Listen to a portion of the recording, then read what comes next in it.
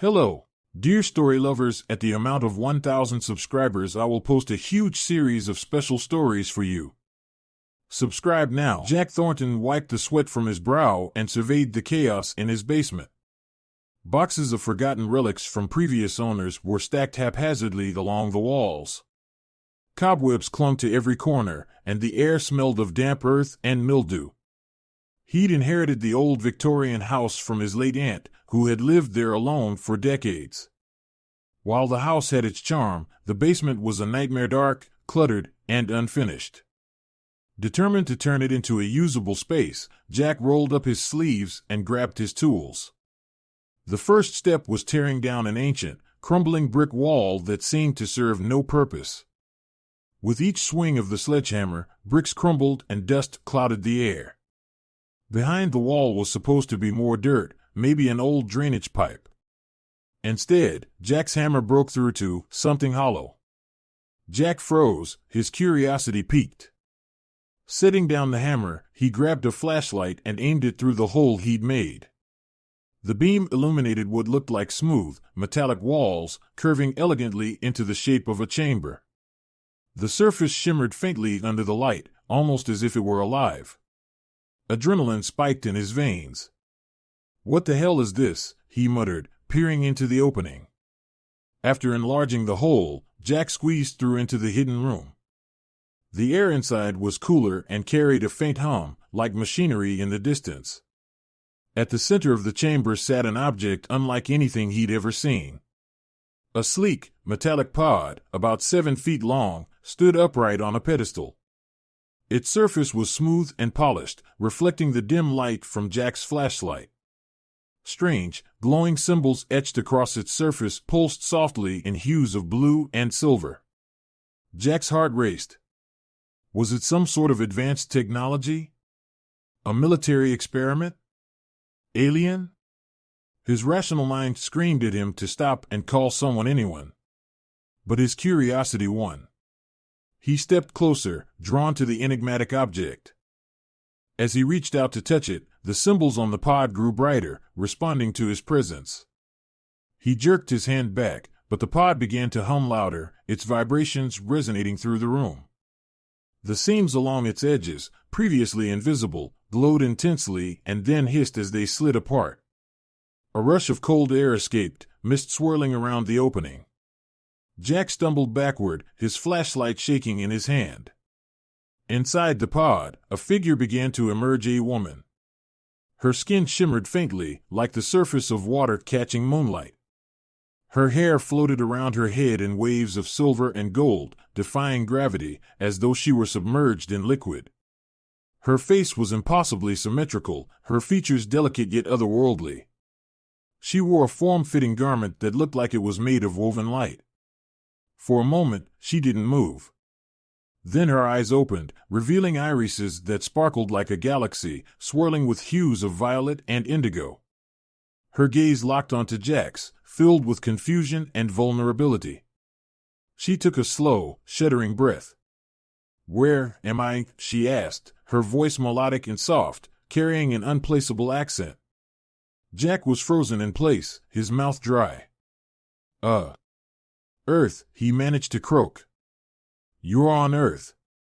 The woman's eyes widened, her expression a mixture of wonder and dread. She looked around the chamber, then back at Jack. "How long has it been?"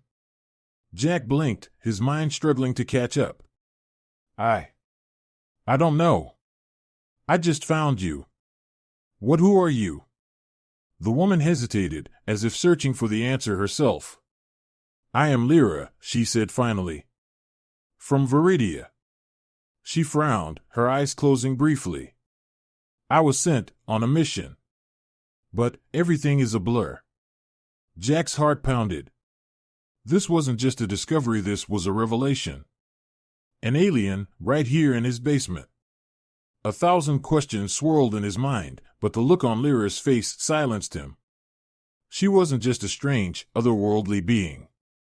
She was lost, confused, and vulnerable. Before Jack could respond, the symbols on the pod dimmed, and the humming stopped, plunging the room into silence. Lyra swayed, her legs buckling, and Jack instinctively caught her. Her skin was cool to the touch, and she looked up at him with a mixture of gratitude and exhaustion. "Thank you," she whispered, before her eyes fluttered shut, her body going limp in his arms. Jack stood there, holding an unconscious alien in his basement, the weight of what he'd uncovered sinking in. He wasn't just renovating his home anymore. He had stumbled upon something that could change everything. Jack paced back and forth in his living room, his mind racing as he tried to make sense of the situation. The unconscious woman Lyra lay on the couch, wrapped in a blanket. Her serene, otherworldly features seemed almost out of place against the worn fabric. He had checked her pulse earlier, finding it steady but faint, and her breathing was slow, almost imperceptible. She looked fragile, yet there was an undeniable power radiating from her presence. On the coffee table beside her sat a collection of items he'd hastily retrieved from the basement, strange crystalline rods and what looked like a tablet etched with faint symbols. He'd found them inside a hidden compartment in the pod after carrying Lyra upstairs. Whatever this technology was, it wasn't from Earth. Jack grabbed his phone, debating whether to call someone. The police? The government? A scientist? Every option seemed reckless. The thought of Lyra being taken away by men in black suits, or worse, locked in a laboratory, made his stomach churn. For now, he decided, this was his secret to keep. As Jack wrestled with his thoughts, a soft hum filled the room.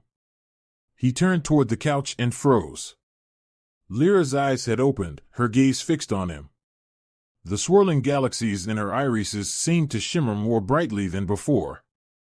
"You," she said softly, her voice carrying a melodic resonance that seemed to vibrate in the air. "You're the one who found me."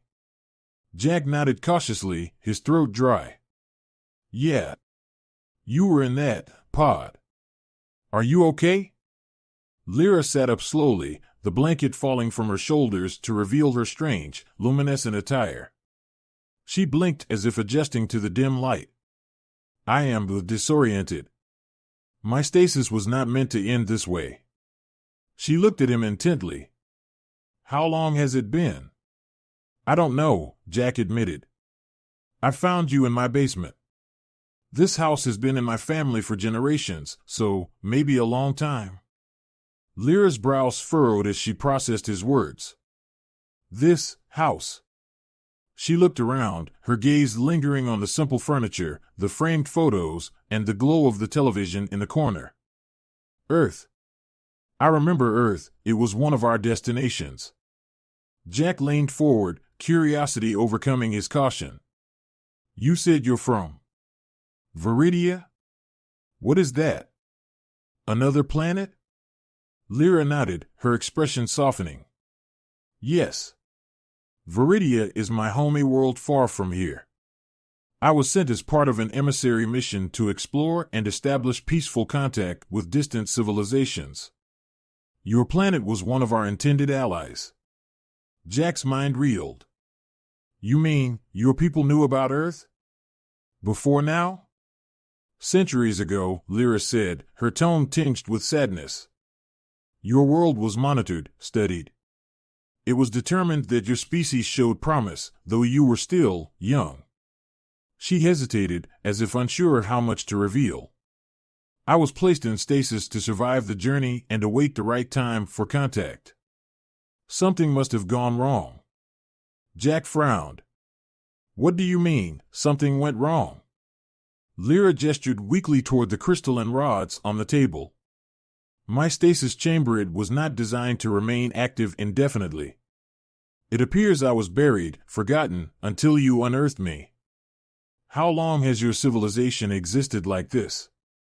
She waved a hand vaguely at the room, the technology, the television flickering in the corner. Jack shrugged. "I mean, the modern stuff, cars, phones, electricity, that's the last 100, maybe 200 years. Before that, things were a lot simpler." Lyra tilted her head, her expression thoughtful. "You have advanced quickly. That is both promising and concerning." Jack frowned. Why concerning? Lyra met his gaze, her eyes darkening slightly. Rapid advancement can lead to imbalanced technological power without the wisdom to wield it.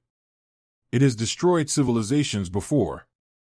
The weight of her words hung in the air, but before Jack could respond, Lyra winced, clutching her temples. A faint glow pulsed beneath her skin, as though light were flowing through her veins. Jack instinctively moved closer. "Are you okay?" he asked, concern lacing his voice. Lyra nodded slowly, though her breathing was labored. "My connection to Viridia, it is faint.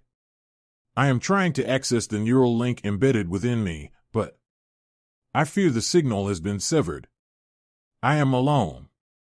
The vulnerability in her voice tugged at Jack. Despite her alien nature, she seemed deeply human in her emotions, lost, afraid, and trying to make sense of a world that was no longer familiar. "You're not alone," Jack said before he could stop himself. "I mean, I'll help you. We'll figure this out." Lyra studied him for a moment, her expression unreadable. Then, to his surprise, she smiled faintly. "Thank you, Jack. Your kindness is rare. It will not be forgotten." Jack felt a warmth rise to his cheeks, but quickly focused on practicalities. "Okay, so, what do we do now? Is there a way to fix your connection? Contact your people?" Lyra glanced at the crystalline rods. "Perhaps. These devices store fragments of our technology and knowledge. If I can access them, I may find answers. But first, I must regain my strength." Jack nodded. "Right. Food. Water. Do you even eat?" Lyra chuckled softly, the sound like wind chimes. "Yes. I require sustenance, though your food may be strange to me." "Let's start simple," Jack said, standing. "I'll make some toast." As he headed to the kitchen, Lyra leaned back on the couch, her gaze drifting to the window. Beyond it, stars twinkled in the night sky, familiar and alien all at once. She had survived centuries, crossed unimaginable distances, and now found herself in the care of a human. Despite her confusion and fear, a flicker of hope stirred within her. Perhaps Jack was right. She wasn't alone anymore. Jack sat cross-legged on the floor of the basement chamber, his flashlight propped up against a pile of bricks, casting long shadows over the room. Lyra knelt beside him, her delicate fingers tracing the alien script etched into the chamber walls. The symbols glowed faintly under her touch, reacting to her presence like living organisms. "I recognize this language," Lyra said softly, her voice reverberating through the still air. "It is an ancient dialect of my people. A language reserved for sacred texts and high-level transmissions." Jack frowned, leaning closer. "Sacred? Like religious?" Lyra shook her head, her silver hair shimmering in the light. "Not religious. Ceremonial. This dialect is used to encode important knowledge, prophecies, warnings, missions of great significance." She paused, her fingers hovering over a particular set of symbols. This is a message." Jack peered over her shoulder, his curiosity mounting. "Can you read it?" Lyra closed her eyes, her expression tense as she focused. After a few moments, she began to translate, her voice growing steadier with each word. "To the emissary of Viridia, your journey is one of unity and hope. You will travel to worlds on the brink, forging alliances that will withstand the trials of the stars. But beware, there are those who seek chaos. Forces that would undo what we strive to build." Her voice faltered, and her expression darkened as she continued. "Earth is of vital importance. Its people are a nexus of potential, yet fragile.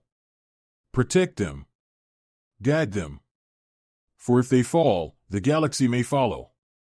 Jack felt a chill run down his spine. "Wait, are they talking about us? Earth? Why would your people care so much about our planet?"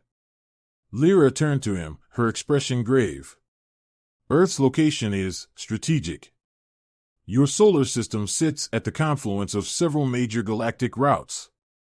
Whoever controls it gains a significant advantage in interstellar travel. But more than that, your people, despite your flaws, have a unique capacity for creativity and resilience. My people believed you could be pivotal in forging a peaceful alliance among the stars.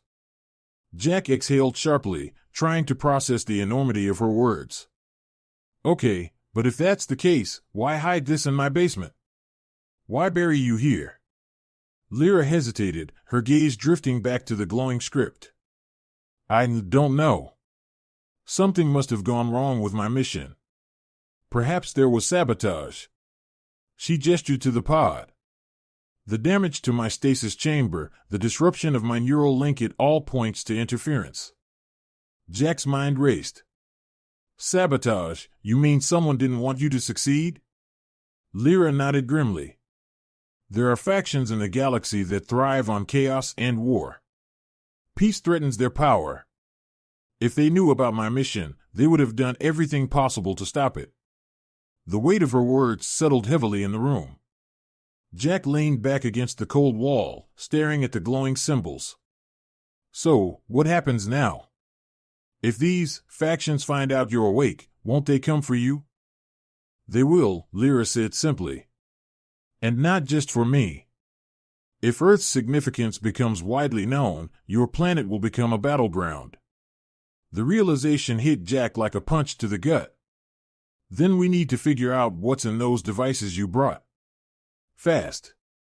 Lyra nodded, her resolve hardening. She retrieved the crystalline rods from the floor, holding one up to her temple. The faint glow beneath her skin brightened as she concentrated, her eyes closed in deep focus. After a moment, the rod emitted a soft hum, and a holographic projection flickered to life between them. Jack watched in awe as a map of the galaxy unfolded, stars and planets shimmering in vibrant colors. Lyra's voice grew firm as she pointed to various points on the map. These are the major factions of the galaxy, some allies, others adversaries. Viridia lies here, she said, gesturing to a cluster of stars near the edge of the map. And Earth is here. She pointed to a bright, unassuming star near the center of several intersecting routes. Jack studied the map. So, Earth is basically a cosmic crossroads. Precisely, Lyra said. This is why your planet is critical. If we can establish Earth as a member of the Interstellar Alliance, it will stabilize this region of space. But if the factions opposed to peace take control... She let the thought hang in the air, the unspoken consequences chilling. Jack clenched his fists. Then we have to make sure they don't. What's the first step? Lyra turned to him, her expression softening. You've already taken it by helping me. The next step is understanding the technology left behind in this chamber. There may be more messages or tools we can use. And... She hesitated. We need allies. I cannot do this alone. Allies? Jack asked, raising an eyebrow. Like who? Your people, Lyra said. Scientists, thinkers, visionaries. Those who can comprehend the magnitude of what's at stake. If we are to protect Earth, we must prepare it. Jack nodded slowly, the pieces of their mission beginning to fall into place. Okay. We'll start with the people I know, trustworthy ones. We'll build a team. But what about you? Won't your presence freak people out? Lyra smiled faintly, a hint of mischief in her glowing eyes. Perhaps. But they will need to know the truth eventually. For now, I trust your judgment. Jack stood, determination blazing in his chest. All right, then. Let's figure out what's in these devices, find the right people, and get ahead of whoever is trying to stop you. Lyra stood as well, her posture regal despite her fragile appearance. Thank you, Jack. Your courage is rare. It gives me hope. As they left the chamber and ascended the basement stairs, Jack couldn't help but glance back at the hidden room. Just days ago, he had been an ordinary guy tackling a home improvement project. Now, he was part of something far greater, a mission to protect his world and possibly the galaxy. The enormity of it all was daunting, but with Lyra at his side, he felt ready to face whatever came next. Jack stood in the center of his living room, which had been transformed into a makeshift command center. Blueprints, maps, and hastily written notes cluttered every available surface. Lyra sat cross-legged on the floor, her crystalline rods and holographic displays glowing softly around her. Beside her, a group of Earth's brightest minds, scientists, engineers, and strategists listened intently to her every word. What had started as Jack's accidental discovery had grown into a global effort to protect Earth and prepare it for the galaxy beyond. Among the gathered group was Dr. Evelyn Harrow, an astrophysicist who had been skeptical of Lyra's existence until she saw the alien technology firsthand. Beside her was Marcus Kwan, a former intelligence operative turned cybersecurity expert who had taken on the role of managing the secrecy of their operation. Others represented fields ranging from theoretical physics to linguistics, each handpicked by Jack and Lyra for their expertise and discretion. The factions opposed to peace are already aware of my presence, Lyra explained, her voice steady despite the weight of her words. The activation of my pod sent a signal. It is only a matter of time before they come. Dr. Harrow leaned forward, her brow furrowed. If they're as advanced as you say, how can we possibly defend ourselves? We can't, Lyra admitted, her gaze sweeping the room. Not yet. Earth lacks the technology and infrastructure to withstand a direct assault. But we have time if we act quickly. Jack stepped in, his voice firm. That's why we're here. To figure out how to level the playing field. Lyra's already shared some of her people's technology with us: communications, energy systems, even propulsion theories. If we work together, we can adapt it for Earth. Marcus Kwan nodded. We'll also need to control the flow of information. If word gets out about Lyra, it'll be chaos. Governments, corporations, and hostile factions will all try to take advantage. Lyra tilted her head, her expression thoughtful. Secrecy will only serve us for so long. Eventually, the truth must be revealed. But you are right, timing is crucial. As the group discussed strategies, Jack felt a strange sense of purpose. He wasn't a scientist or a strategist, but he'd become the glue holding this unlikely coalition together. He glanced at Lyra, who was explaining the significance of Earth's galactic position. Her calm confidence gave him hope, even as the gravity of their mission pressed down on him. 2 weeks later, Jack and Lyra stood on a rocky hillside outside of Eldridge Falls, overlooking a remote testing site. The team had managed to replicate a small portion of Viridian technology, creating a prototype for a defensive energy shield. The device hummed softly, its crystalline core glowing as Lyra adjusted its settings. This should work, she said, stepping back. If successful, it will demonstrate Earth's potential to defend itself and to join the Interstellar Alliance. Jack nodded, his heart pounding. And if it doesn't? Lyra smiled faintly. Then we learn, and we try again.